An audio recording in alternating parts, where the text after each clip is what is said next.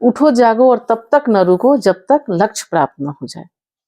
आप समझ गए होंगे, मैं अपने बौद्धिक गुरु स्वामी विवेकानंद स्वामी जी के जन्म तिथि के उपलक्ष्य में मैं प्रस्तुत हुई हूँ। और हमारे भारतीय संस्कृति ने इतने बड़े बड़े धरोहर हमें दिए हैं कि हमें विश्व में और किसी से किसी शिक्षा लेने की जरूरत नहीं। ये आध्यात्मिक गुरु हमें हर अच्छे बुरे समय में हमारा मार्गदर्शन करने के लिए हमारे बीच अवश्य उपस्थित रहते हैं। तो ऐसे ही एक महान आत्मा का आज जन्मदिन है। मैं खुद को रोक नहीं पाई। महात्मा, मैं चाहती हूँ कि आज के जनरेशन, आज के बच्चे जो हैं, वे इस स्वामी जी के महान विचारों से अपने को जोड़ें और उनके सपनों को, जो भारतीय युवाओं के लिए उन्होंने जो सपना देखा था, उस सपना को साकार करने का समय आया है और हम सब मिलके उनके सपना को साकार करें। इससे बड़ा श्रद्धांजलि उनके लिए और कुछ हो नहीं सकता।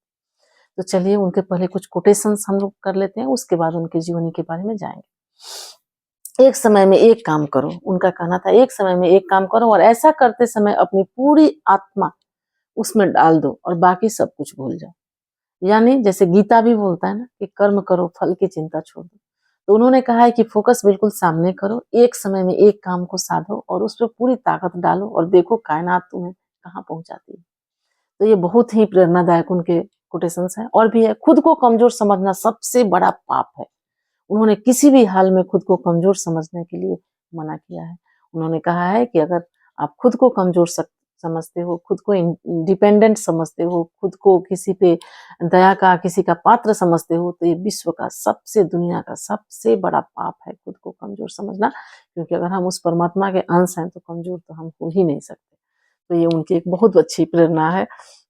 ब्रह्मांड की सारी शक्तियां पहले से हमारी हैं, वह हम ही हैं जो अपनी आंखों के पर हाथ रख लेते हैं और क्या करते हैं, चारों तरफ हमें अंधेरा दिखता है। हमारे अंदर ब्रह्मांड की सारी शक्तियां हैं। रामायण में भी तुलसीदास ने लिखा है, सकल पदार्थ यही जग माही, कर्महीन नर पावत नाही। यानी पूरा कायनात यहाँ पे है, जिसको जितनी क्षमता है, जिसकी जितनी इच्छा है वो उतना समेट ले। तो उन्होंने भी कहा है कि हम ही अपनी आंखों पे हाथ रख लेते हैं और समझते हैं कि चारों तरफ अंधेरा है। बिल्कुल ऐसा नहीं है।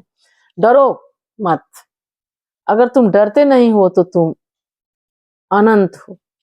उन्होंने डरना भी कायरता को बहुत बड़ा दुर्गुण बताया। उन्होंने कहा है कि अगर तुम डरते नहीं हो तो तुम अनंत हो, तुम ब्रह्मांड हो, तुम परमात्मा हो। तुम्हें अंदर से बाहर की ओर विकसित होना होगा। कोई तुम्हें सिखा नहीं सकता, कोई तुम्हें आध्यात्मिक नहीं बना सकता, तुम्हारी आत्मा के अलावा कोई और गुरु नहीं है। उन्होंने कहा सबकी अपनी आत्मा विश्व का सबसे बड़ा गुरु होता है, किसी बाहरी गुरु की जरूरत नहीं है। अपने आत्मा को देखो और खुद का एक निष्ठा रखो तो तुम अंदर से विकसित हो सकते हो। जो तुम सोचते हो वह हो जाओगे। अगर तुम खुद को कमजोर मानते हो तो कमजोर बन जाओगे। अगर तुम खुद को ताकतवर मानते हो तो तुम ताकतवर भी बन जाओगे। इसलिए खुद की शक्ति को आंकना सबसे ज्यादा जरूरी है। उन्होंने क्या कहा, सच्ची सफलता और आनंद को सबसे बड़ा, सच्ची सफलता और आनंद का सबसे बड़ा रहस्य उन्होंने बताया है। कौन सा है? वह व्यक्ति जो कुछ भी काम करे उसे दिल से करे, वो सफलता का सबसे बड़ा रहस्य है। कुछ भी काम अगर आप दिल से करते हो आप सफल होगे ही, इसमें कोई भी संशय नहीं। बड़े हो जाओ, खड़े हो जाओ, अपने कंधे से कंधा मिलाकर दूसरों की मदद करो, मजबूत बनो।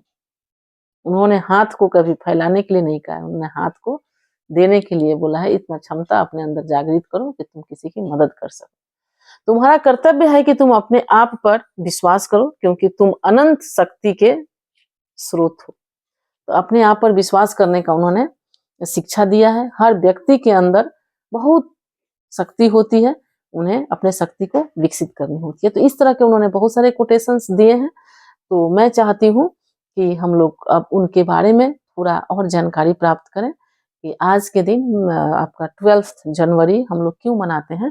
तो 12 जनवरी 1863 में कोलकाता, तत्कालीन जो बंगाल का राजधानी है, एक कुलीन बंगाली परिवार में उनका जन्म हुआ था, स्वामी विवेकानंद का।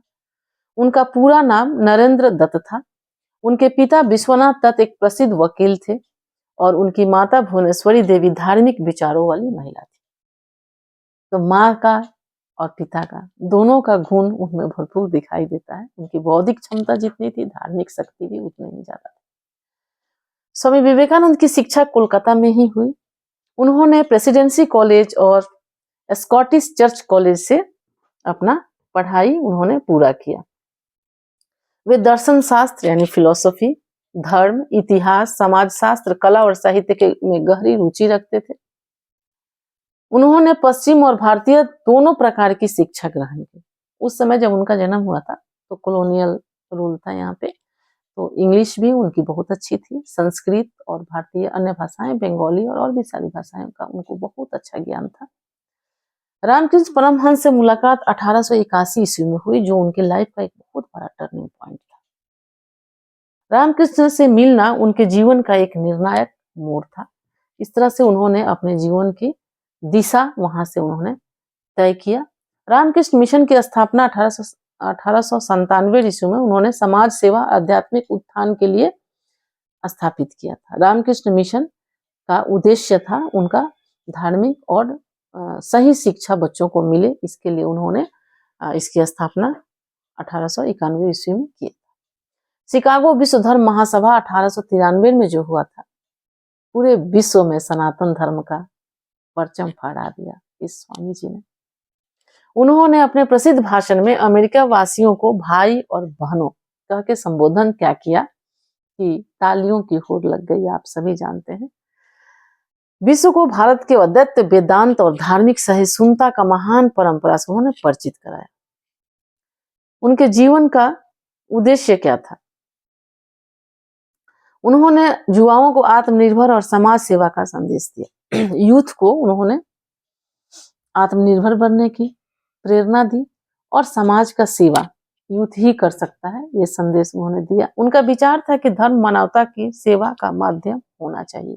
धर्म हर चीज में ही होना चाहिए। जो धर्म को मानता है वो कभी गलत नहीं कर सकता, जो सच्चे दिल से धर्म को मानता है।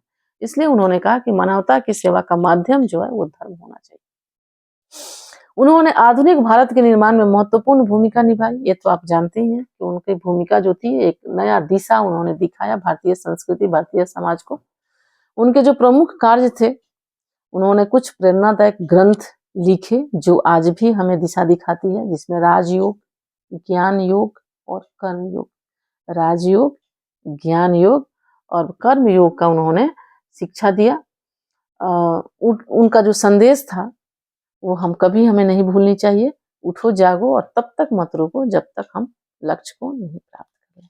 तो इनके इसी विचारों के साथ हम लोग स्वामी जी का जो है, बहुत अल्प समय में उनका निधन हुआ, क्योंकि उनको बहुत बड़ा एक भगवान की तरफ से प्रोजेक्ट मिला हुआ था, एक उनको लक्ष्य भगवान ने दे के भेजा था और बहुत जल्दी उन्होंने अपना देखते हैं ना, परीक्षा में जो बच्चे बहुत जल्दी अपना पेपर सॉल्व कर लेते हैं वो सबसे पहले निकल जाते हैं। तो उन्होंने अपना लक्ष्य सर्व कर लिया और इस तरह से 4 जुलाई 1902 में उनका 39 वर्ष, एकदम अल्प आयु 39। आजकल बच्चे इस उम्र में शादी ब्याह भी नहीं कर पाते हैं। शादी तो खैर उन्होंने भी नहीं की थी, लेकिन 39 वर्ष की आयु, जिसको बोलते हैं कि फुल यूथ जो था उनका, इसमें उन्होंने इस संसार को अलविदा कह दिया। और इस अल्प आयु में ही उन्होंने जो शिक्षा दे के गए, वो भारतीय संस्कृति, भारतीय परंपरा, भारतीय धर्म और भारतीय समाज के लिए एक अमूल्य धरोहर है। और मैं फिर से सभी बच्चों, सभी बुजुर्गों से मैं ये आग्रह करती हूँ कि हम लोग स्वामी जी के सपनों को पूरा करने के लिए उठे, चलो और लग पड़ो, और इससे ही हम उनके स्वामी जी को सच्ची श्रद्धांजलि दे सकेंगे। तो आज के लिए बस इतना ही, फिर मिलेंगे एक नए वीडियो के साथ। तब तक के लिए नमस्कार, थैंक यू।